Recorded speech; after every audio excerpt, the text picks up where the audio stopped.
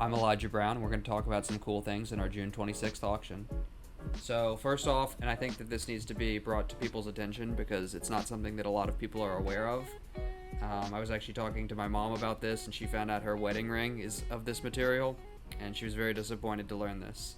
So, in America, gold is alloyed typically at 14K, which is 58.5% gold, which means that over half of a gold ring by weight is not gold. And specifically, white gold is what I want to touch on today because white gold has two common alloys. In America, it's gold, nickel, copper, and zinc, with three of those metals not being precious at all. And nickel is especially bad because for a lot of people, they're allergic to it and it can cause all sorts of rashes and irritations. And the metal itself is actually considered to be a carcinogen by the European Union and the CDC. So both large governmental bodies agree that this is probably not something that you should have constant exposure to in the form of like a wedding ring. You know, stainless steel does have some too, typically, but in a lot of applications that you'll see stainless steel jewelry, it will not have nickel, especially like say like a Rolex watch because they're made in Europe. They literally are it's banned from having nickel in jewelry there. But in America, um, there are shysters who are running the jewelry game, and they think that it's okay to sell low quality jewelry that's over half not gold and with base metal that's very little value.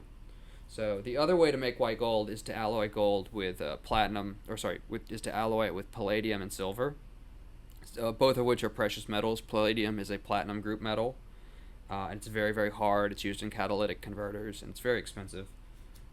It was more expensive than gold a couple years ago, but now it's back down to around $1,000 an ounce, something like that, maybe like 1,100. But it means that the intrinsic value in a palladium gold ring is substantially higher because instead of it being something that's sold like nickel, copper, and zinc, which are sold by the ton, it's sold by the troy ounce. So it's just inherently more valuable. Also, the colors are different. So the white gold that we sell, the palladium white gold that is common in European and Asian white gold, it's a much more natural color. So it doesn't have to be plated with rhodium, which is another platinum group metal. Nickel white gold has to be plated because it's actually not white. The color that people expect when they want white gold is basically blast white, that platinum, super white color. But that's not really the color of white gold. So they plate it with rhodium, and over time, the plating will wear off. And so you'll see cheaper American white gold jewelry kind of is really just like a pale yellow gold, especially after if it's been worn for a while. While the high quality jewelry that we sell that's alloyed with palladium, it never wears because the palladium is blast white. It's very similar to the color of platinum or rhodium, and silver is the whitest metal.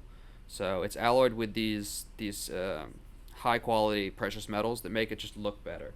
So not only is it better for your health, have more intrinsic value, it also just simply looks like what people expect white gold to look like. And we do a conscious effort to make sure that the white gold that we sell at our auctions is palladium white gold. I don't like to sell nickel white gold. I think it's misleading and deceiving customers, and that's something we're just not about here. So, like you can see in our auction on the 26th, we have this beautiful Lot 6. It's a 2 carat diamond Trinity necklace. It's got these like trefoils, and you can see it's this beautiful white color. It's basically like the color of platinum, and that's because it literally is alloyed with a platinum group metal. And you can wear this for years and years and years and years. And because palladium is harder than nickel and silver, it will never wear down, and it will never lose its sheen, or it will never lose that white gold luster because there's no underlayer that it's hiding. It's not been plated. It just simply is white. So that's really like a critical thing that a lot of people don't know about. And if you look at your white gold jewelry, if you go to the website that sold it, and it's not, if they're out of New York, if it's not out of Europe or Asia, odds are it's made with nickel. And like I said, nickel is a metal that's sold by the ton. It's used to make batteries and things that you're not supposed to be touching regularly, basically. So a lot of people are allergic to it. And you need to be cognizant of this, and this is another reason why buying a Gallery 63 is really a good choice, because not only are we cheaper, we do offer higher quality stuff.